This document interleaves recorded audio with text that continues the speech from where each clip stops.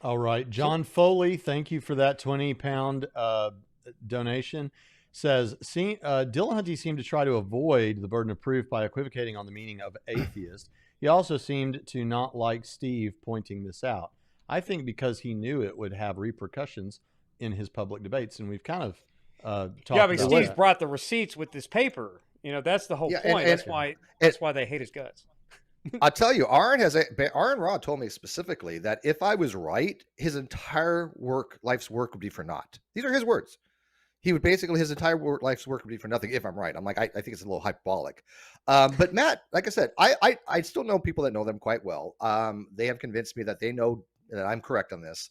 Now, again, I can't prove that. And they'd be like, oh, well, Steve's reading my mind. But no, if you think about it, Matt and Aron have had a year and a half to analyze this paper and show that the logic is wrong. And they failed to do so. If And they they know wanted to, philosophers who could, if they wanted to get like a professional philosopher to look and at I'm it sure with they them. have. Not I that mean, they would need that, but I'm just saying they could. Just out of curiosity, can you be an armchair psychologist for me? Because you probably know the atheist community far better than I do, or I don't even know as well as Braxton. Been around them for a while. Just armchair. What is the aversion to campaigning for their worldview and identifying as an agnostic? What's the aversion to agnosticism? Is it socio-cultural, or is it? No. If you go back a few years, a man named David Silverman, if you remember him, he was from American Atheist. Yeah, and David and I go way back. We actually get along fantastic. We don't agree on a lot of things, but we get along. But he wrote a book, A Case Against God, and in it he basically argues that demographically speaking, the power to vote would be given to the nuns, the people that don't believe, the non-believers. And so the movement to have atheism understood as merely somebody who doesn't believe would obviously subsume agnostics. And so it was to change the demographics of the voting rights, because a lot of people, and I believe this, I'm a secularist, that they don't want religion encroaching in the secular communities and in schools and things of that nature. And so the best way to do that would just be somebody who doesn't believe, right? Because if you don't believe, you're not going to want religion in school to some degree.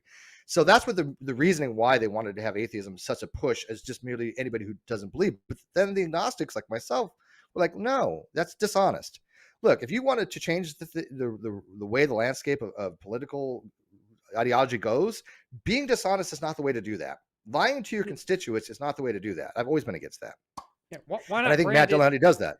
Yeah. Why not brand it just secular humanism as opposed to right trying to make all agnostics atheists? I agree.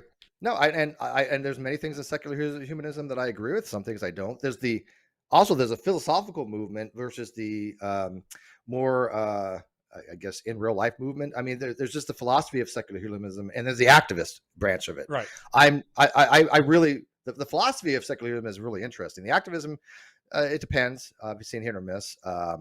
But they are very vastly two different things when you talk about secular humanism. But yeah, if that's what you're looking for, then why call that atheism? What does that have to do with atheism? I can understand that's if you're an atheist and you don't want religion in school, I'm on board with that. I'm an agnostic who doesn't want religion in school. But that shouldn't mean that you should start trying to use weaker terminology merely because you want to subsume some part of the demographics that you're not entitled to. That's been my argument for 10 years. Joe Schmidt, I think, is agnostic, correct? And he argues with Christians all the time. So, I mean, if you want to still have the argument, I mean, you don't need smart dude. You don't need you argue with Christians, I'm sure, all the time on those issues. So I don't think you need the weak atheist position unless it's a burden of proof issue, as opposed. And I think so too. I think they avoid it. In the philosophical realm, if it's a burden of proof issue versus just an identity tribal issue. Yeah, it's more the tribalism. I mean, sure, it's identity for them, but I had people tell me, look, if I'm not making the assertion there's no God, there's less I have to bring to the table in an argument with a theist. I'm like, that's true, but why would you want that? I mean, think about this. All of us have been in the whole evolution creationist debate. All of us have done that.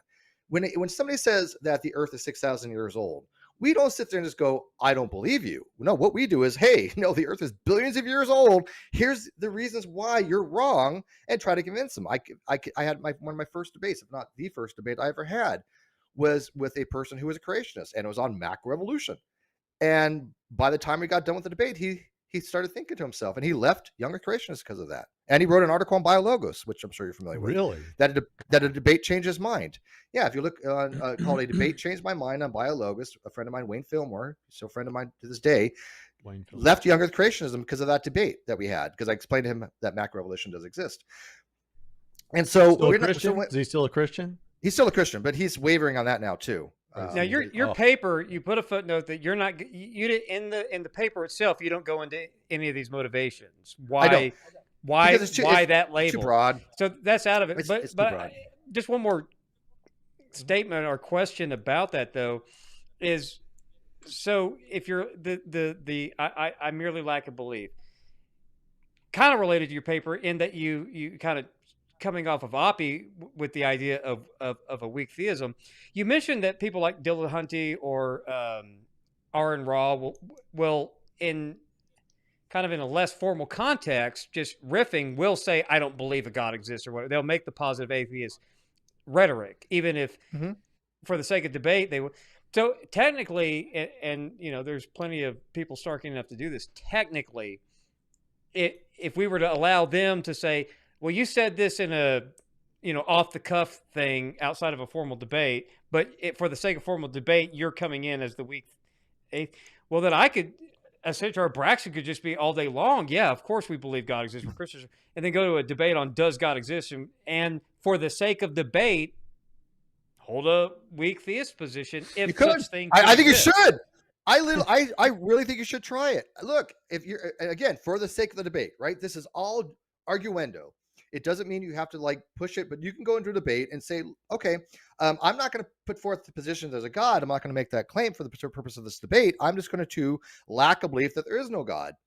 And you could do that to any weak atheist, and you guys are going to sit there and stare at each other for 2 hours. Dude, there you go. If someone did that in a debate with, say, Matt Dillahunty, what happens? He would seethe and go curse my name because he knows I've been promoting this for years. But I mean, would that not demonstrate? Would that not be a great living demonstration of what we're saying? If someone were to say, I'm not saying there is a God. I just lack the beliefs that there is no God. And they're like, well, I heard you say you believe in God. Well, I heard you on your program say you did. What they would do is say, oh, well, you're being dishonest because you really do believe there's a God, right? And so it goes back to Grice's maxioms. When you're talking about the quantity and how much you just deliver to somebody, to relate the maximum information in the most succinct way. These are maxioms in linguistic things called Grice's maxioms.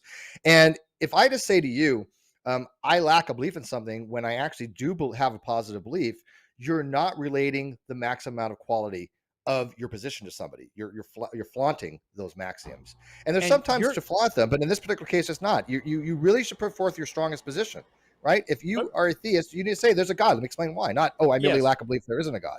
Yeah. And your critique, your debate review episode of that hypothetical debate would be, they are either they have the same position. They are both agnostics. Welcome to my world. Because if you do not acknowledge that you are in fact both agnostics, we have semantic collapse. That's the point of your. That's 100%. And lived out. I told you. Matt Dillahunty believes there's no God. He has said in the old episodes of the Atheist Experience, God doesn't exist. He is a positive atheist. So is Aron. Aron has gone even one step further to say they're impossible. So actually a few steps further to say it's impossible. So there are atheists that are, I've had people tell me no atheist claims there's no God. I'm like, yeah, they do. Aron claims they're impossible. That implies there are no gods. You have an epistemic commitment there. You can't say gods are impossible, but I just lack a belief. No, gods are impossible. They don't exist. That has to be the implication, okay?